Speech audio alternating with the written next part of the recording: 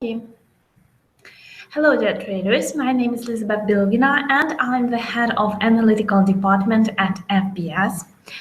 Welcome to today's webinar. We'll discuss the outlook for the US dollar and other major currencies.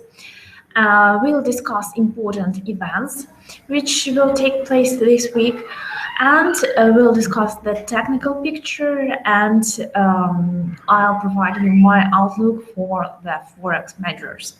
So let's begin with some slides, some presentation. So spring is starting this week, and I congratulate you with this and hope that you have a really good mood and be successful in your trading. So our usual agenda for today, and let's start with the talk about market positioning. If we look at the latest CFTC data, which shows us commitments of traders by Commodity Futures Trading Commission, we can see that the aggregate US dollar position didn't change much. The overall long position on the American currency has once again decreased, but compared with the previous decreases, this latest decrease was very small, so we can see that traders somehow were rather eager about the US currency. As for the positions of large players on the other major currencies, we can see that the overall bearish position on the euro significantly increased. This was one of the biggest increases among the weekly change, and the euro is still out of favor among the investors. Still, political concerns about the French election in the first place are having their negative impact on the single currency.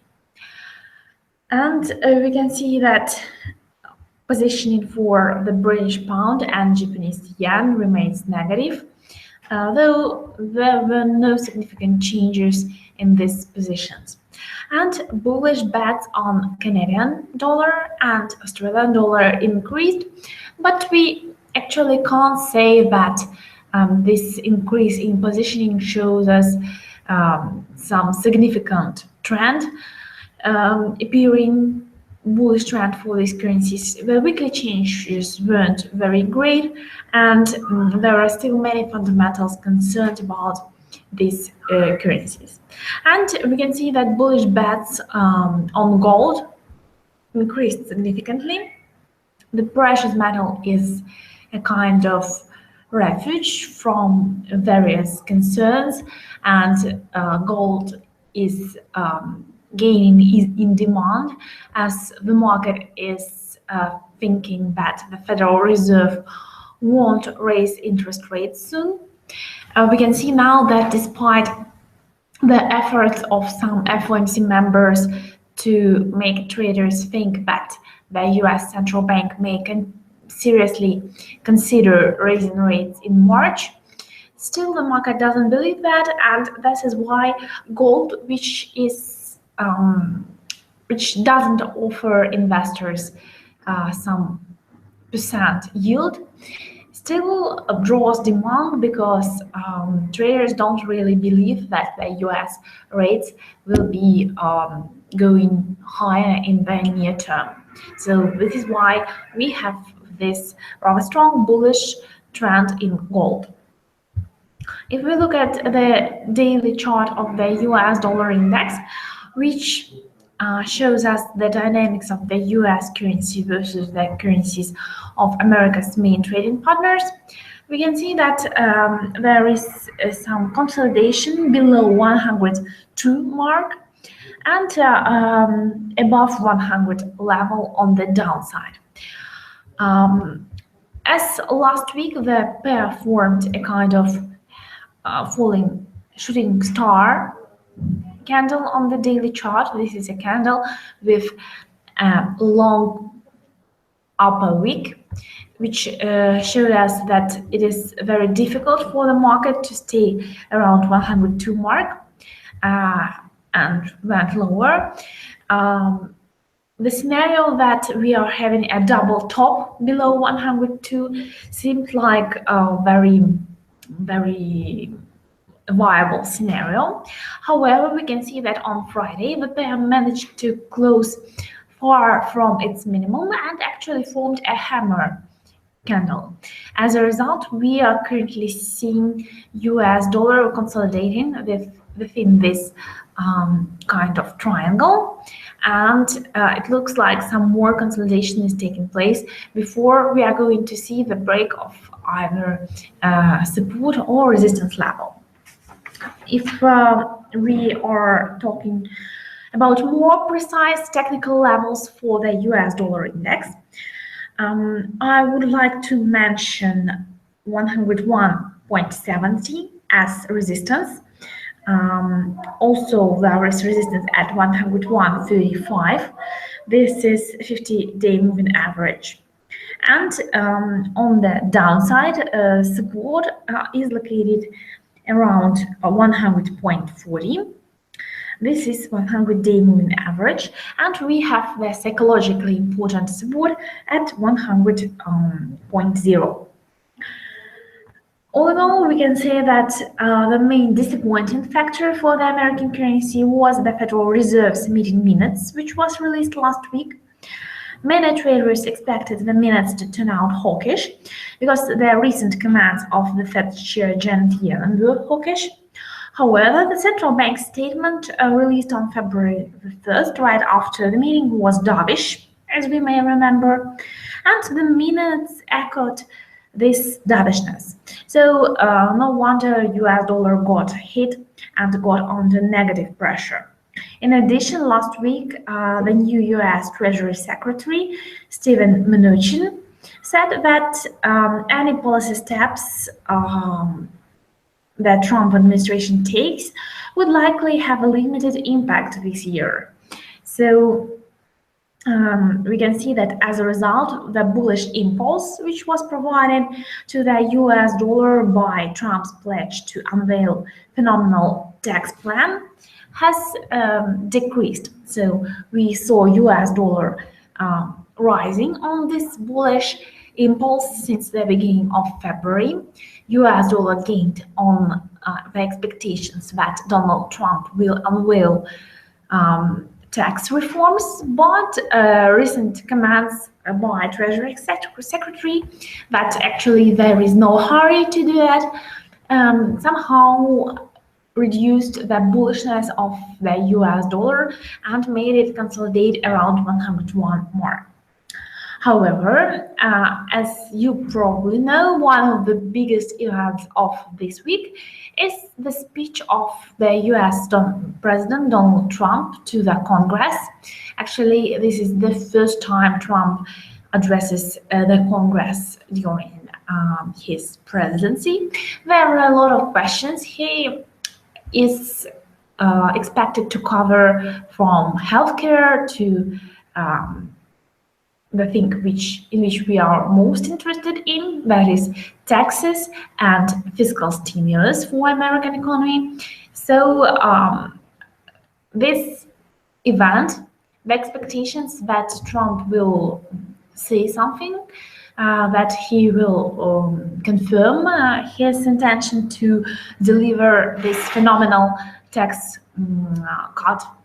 plan, made US dollar feel support on Friday and made it turn away to the upside from its minimums. I think that ahead of the speech by Donald Trump, which will take place on Tuesday evening, it will be during the US session at 9 p.m. Eastern Time in America. So for Asian and European traders, this speech will actually take place early on Wednesday. And I think until then, US dollar will be pretty pretty supportive. But many analysts from the big banks and other experts fear that Trump's comments are going to disappoint the market, that he won't tell us the details of the tax plan, and actually that investors and traders are getting ready. They will be go looking for the lack of details in Trump's speeches, and they will be ready to sell the US dollar. So as long as American currency is trading below 101.50 in terms of the US dollar index, the overall outlook for it will be negative. And the risks to the downside for the US dollar this week are greater than the risks to the upside. This is a kind of prevailing market sentiment at the moment. Traders decided to take some kind of wait and see mode until Trump will speak, but they are preparing for some negative outcome for the US dollar from this speech of the US president. To give some credit to such approach, we can remember that Trump did actually mention that the US dollar was too expensive, while some other currencies were too cheap, too undervalued. So it would be pretty logical from Trump to try to once again to speak the talk the US dollar down. So the only thing he has to do for that is to say that America is preparing some tax measures, but they will come in the coming months. So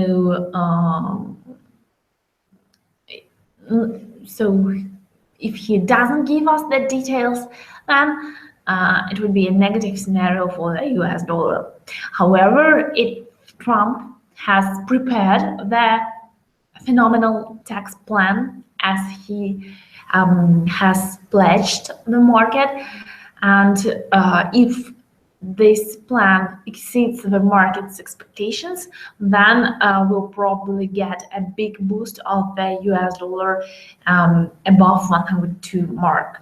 So I guess that we have to wait and see. But if Trump really unveils this big tax plan, then it will probably be a start for a big movement of the US dollar, targeting highs of late 2016 around 103.50, 104. So I think that traders will have time to join this bullish trend of the US dollar if that will be the case. In the opposite chance, which looks more likely, as I may repeat, is that Trump will lack details and that the US dollar will once again go down to test support levels around 100 level, and the next level to watch in this case will be another round level in the area of 99 for the US dollar index.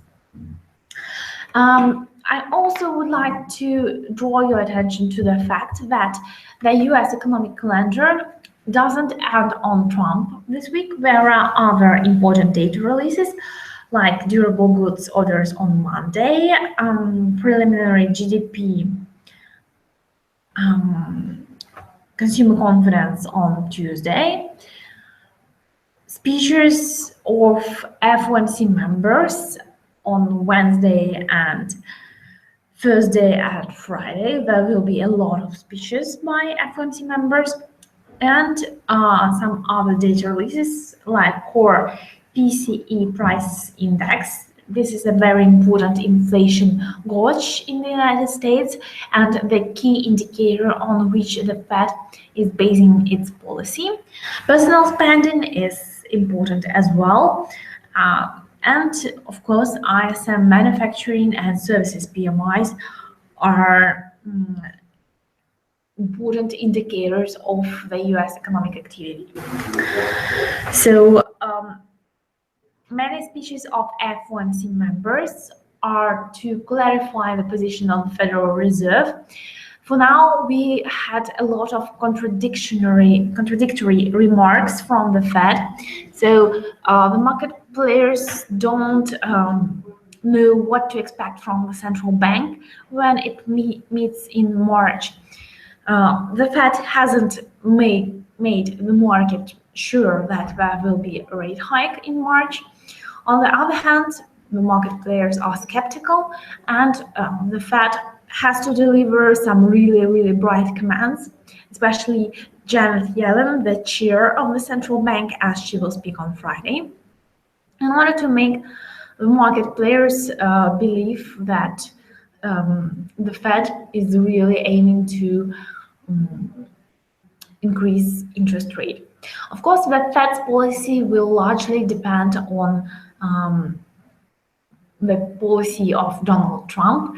If he unveils some tax plan, some extensive tax plan, then it would be easier for the Federal Reserve to raise rates, and consequently will be bullish for the US dollar. If Trump doesn't unveil the tax plan, then the Federal Reserve will likely put off the interest rate hike, and it will be negative for the US dollar. Now let's have a look at the currency pair and speak about dynamics of the currency pairs in greater detail. So this is the daily chart of the euro dollar, and I'd like to point out that the single currency tested levels below 105 mark last week, but then managed to recover. The area around 105 is a really strong support for the single currency. Here we can find the minimums of December and November 2016. So this is a kind of strong support for the euro, and it would take several attempts of the bears to break below this psychologically important level. However, we see that there are some obstacles for the single currency on the upside, like, for example, the 50-day moving average around 106. On Friday, the single currency failed to close above this level, and now its meaning, its strength as resistance has increased.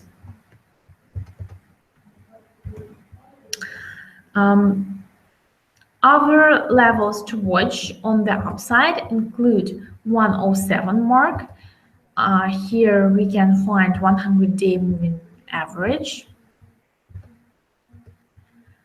and also the upper border of the daily Shimon cloud.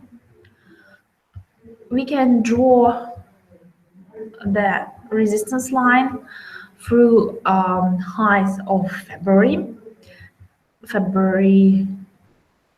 2nd and February 17th, and you can see that this line is limiting the euro dollar on the upside as well.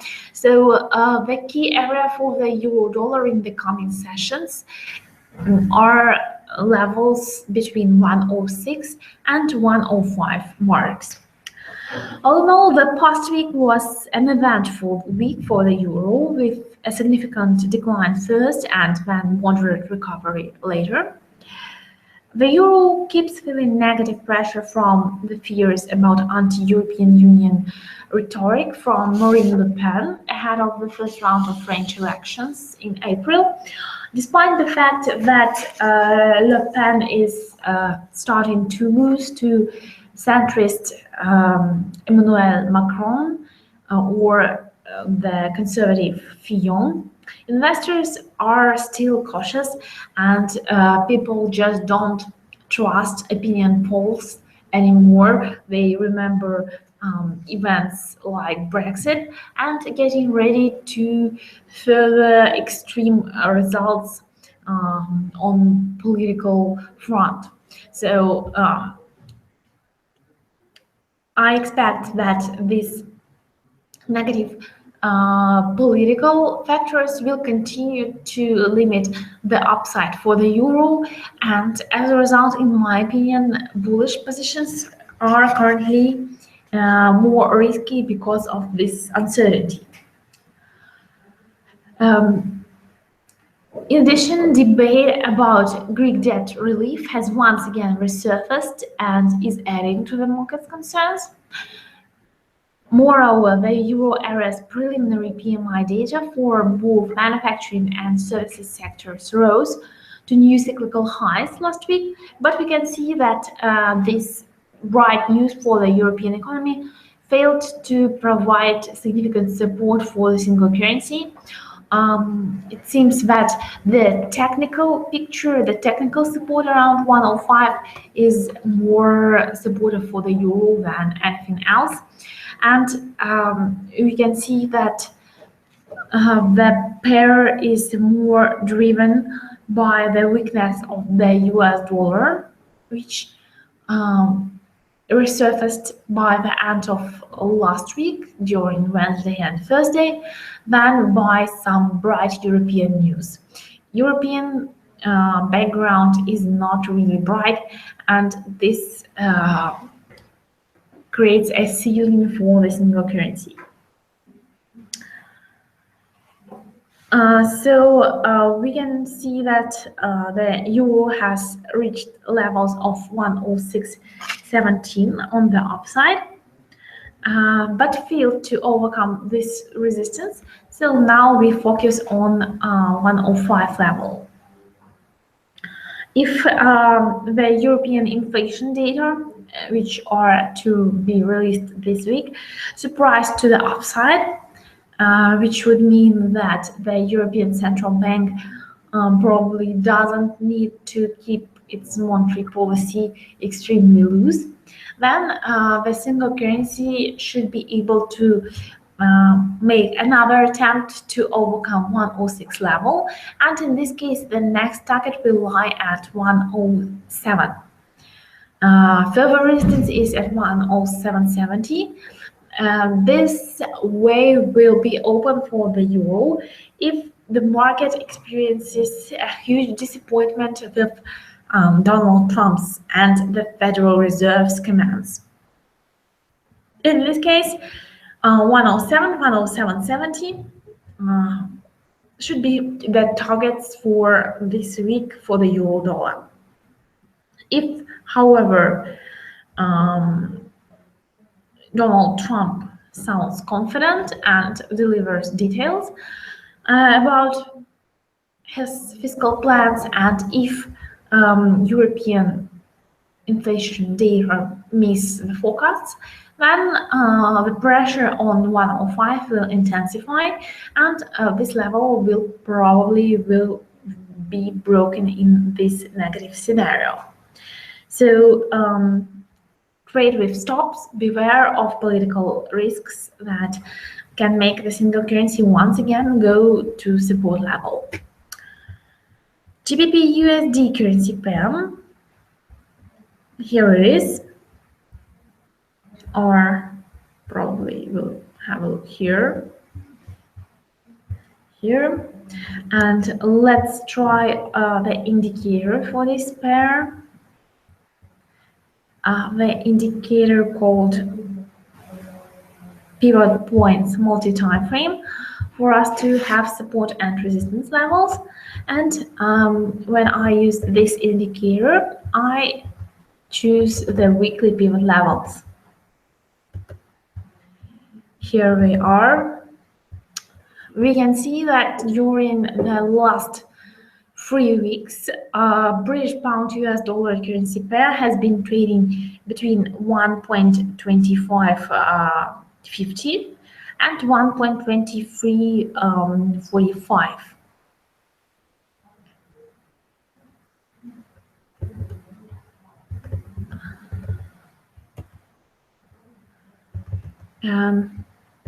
Numbers, yeah, 1.2550 and 1.2385.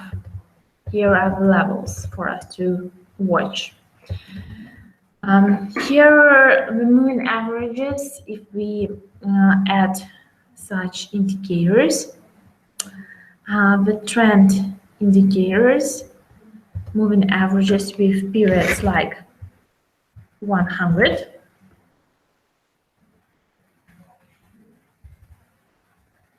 we'll use the simple moving average tool, and let's also add 200-day moving average,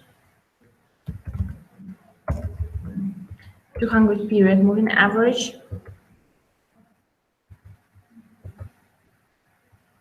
and the 50 period moving average.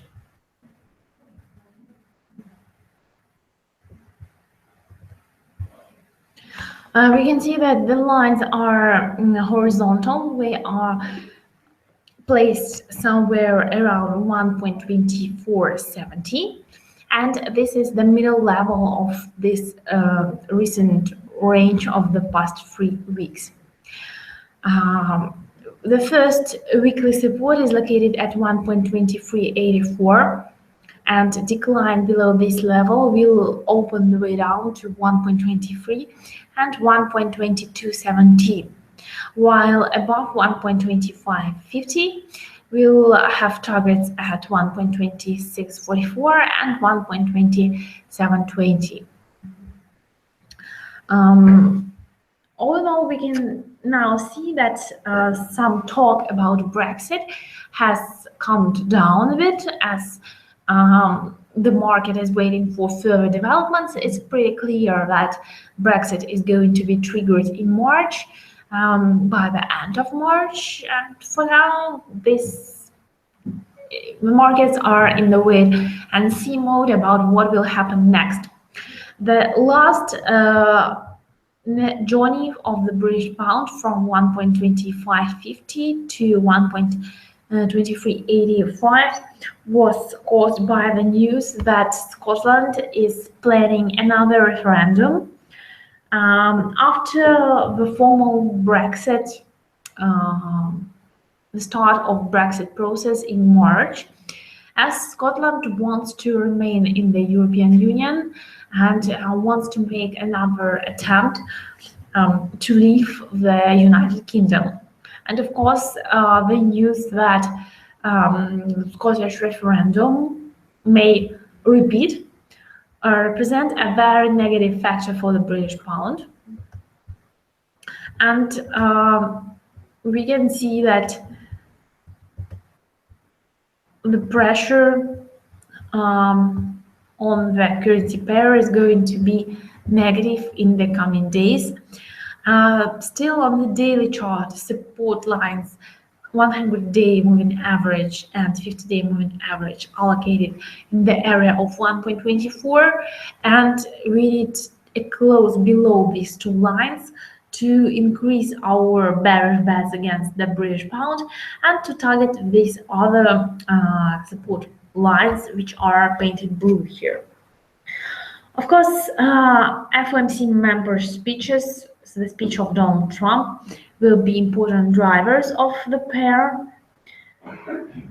And if FOMC members are insufficiently hawkish and UK data is strong, the sterling will get a chance to recover and to return to 1.25, 1.2550 area. However, we can see that political risks for sterling increased as well, and we think that the negative scenario here is more likely than the positive one.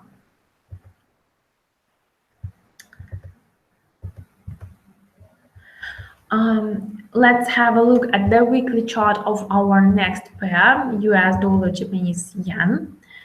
And after spiking to 115 mark, last week dollar yen continued slowly its way down, and it closed the week just above 112 mark.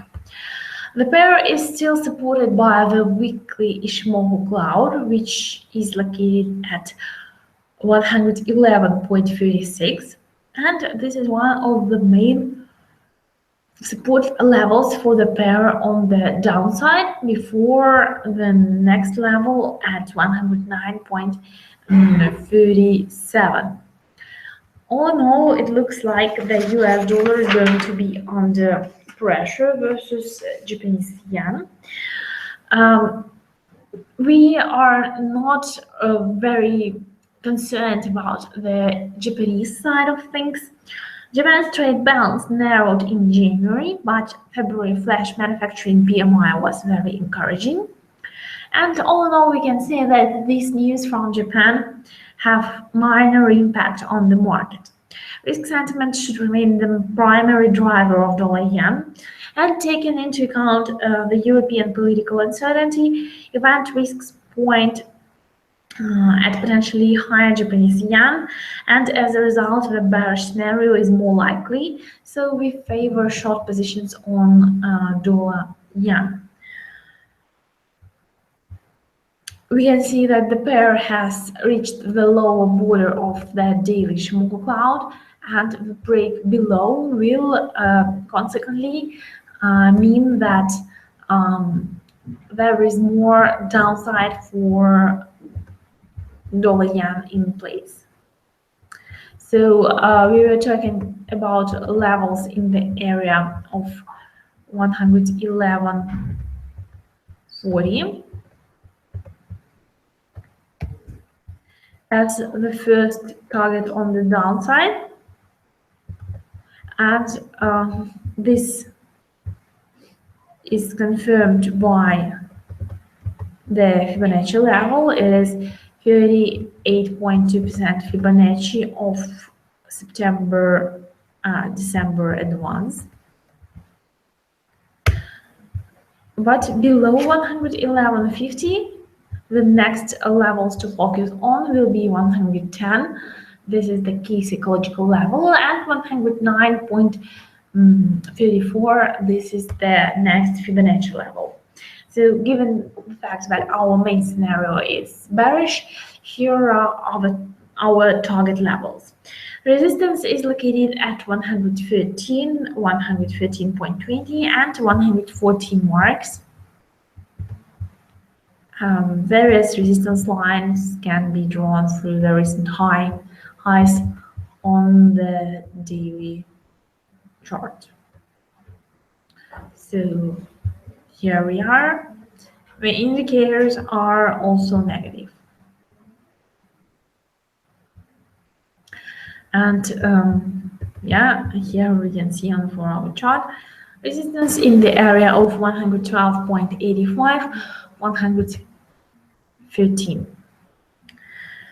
Let's have a look at another currency pair which will be important during this week, as there are many news from Australia. We expect focus on Australian current account and trade balance data, quarterly GDP, and building approvals updates. Also pay close attention to FOMC member speeches, US manufacturing data, consumer confidence, and PCE index. Australian dollar has been one of the major gainers of the recent US dollar selling, and it managed to rise to the level of 0.77. In the beginning of the past week, the RBA Governor Philip Lowe highlighted the bank's unwillingness to cut rates. He also said that the Reserve Bank of Australia is not going to push harder on reducing unemployment and getting inflation rates back into the targeted band.